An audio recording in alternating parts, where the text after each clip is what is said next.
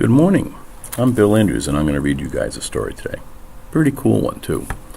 It's called Rosie, Revere, Engineer. It's by Andrea Beatty. And one neat thing about this book is it's brought to you by the good folks from the BEF. They have been wonderful about supporting the school.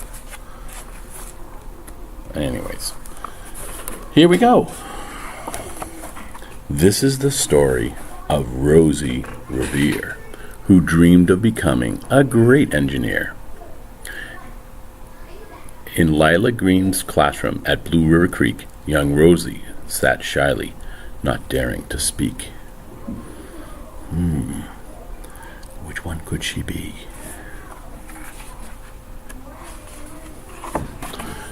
But when no one saw her, she peeked in the trash for treasures to add to her engineer stash. And late at night, Rosie rolled up her sleeves and built in her hideaway under the eaves.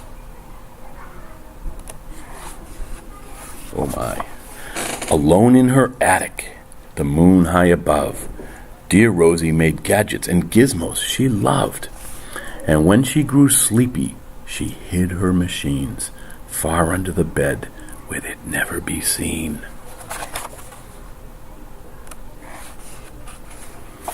When Rosie was young, she had not been so shy. She worked with her hair swooping over one eye and made fine inventions for uncles and aunts, a hot dog dispenser and helium pants.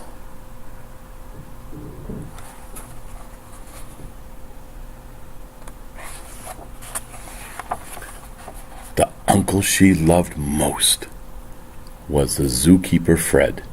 She made him a hat to keep the snakes off his head, from parts of a fan and some cheddar cheese spray, which everyone knows keeps the pythons away.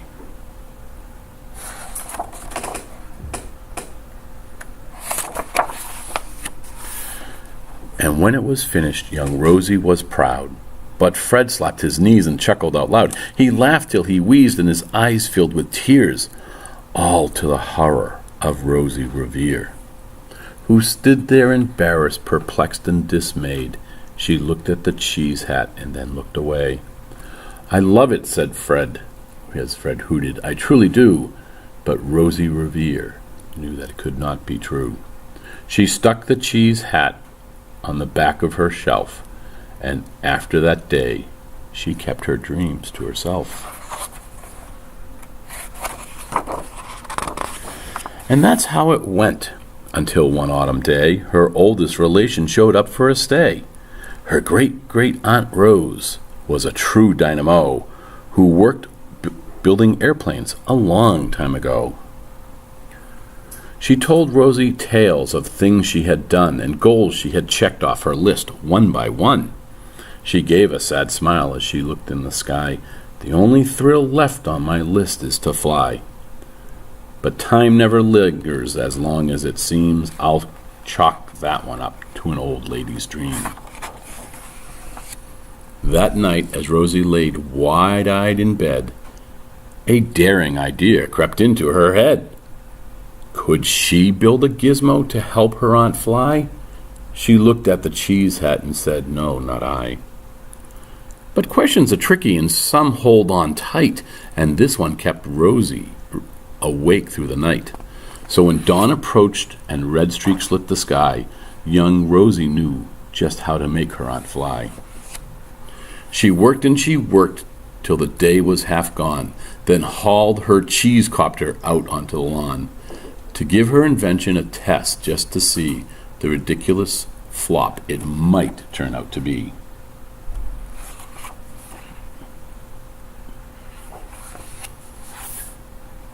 Strapped into the cockpit, she flipped on the switch. The Hilo cheese copter sputtered and twitched. It floated a moment and whirled round and round, then froze for a heartbeat and crashed to the ground.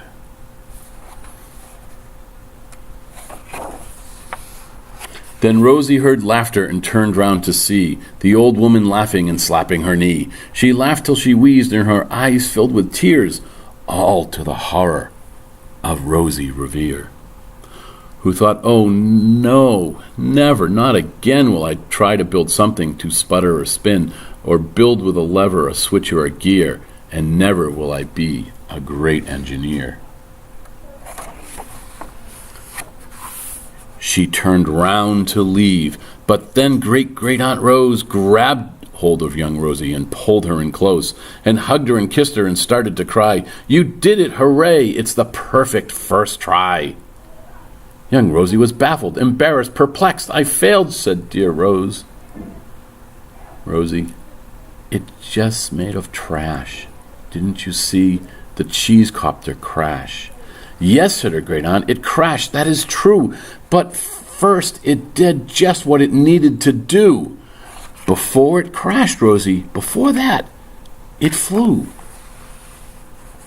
Your brilliant first flop was a raging success. Come on, let's get busy, on to the next." She handed a notebook to Rosie Revere, who smiled at her aunt as it all became clear. Life might have its failures, but this was not it. The only true failure can come if you quit. Now, it's hard to see some of the smaller text here, but it's mentioning all these famous females who worked on planes and who flew planes. They worked till the sun sneaked away to its bed. Aunt Rosie tied her headscarf around Rosie's head and sent her to sleep with a smile ear to ear, to dream the bold dreams of a great engineer. At Blue River Creek, all the kids in grade 2 build gizmos and gadgets and doohickeys too. With each perfect failure, they all stand and cheer, but none quite as proud as Rosie Revere. You can see all the great inventions the kids have made.